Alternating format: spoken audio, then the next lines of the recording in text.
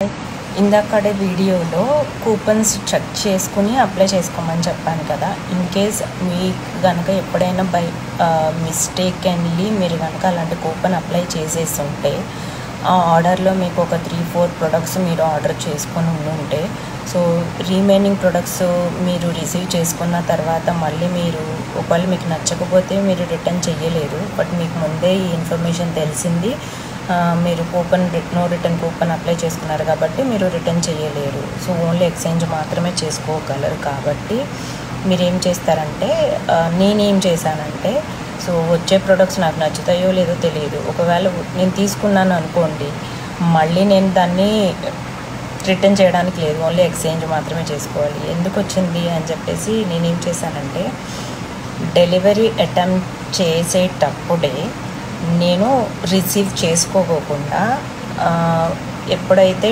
వాళ్ళు మనకి డెలివరీ చేయడానికి వచ్చారో అప్పుడు నాకు వద్దు, దాన్ని రిటర్న్ పంపించేయండి అని చెప్పేసి డిక్లైన్ చేసేయండి, రిసీవ్ చేసుకోవద్దు. అప్పుడు అది వేర్ హౌస్కి వెళ్ళిపోతుంది.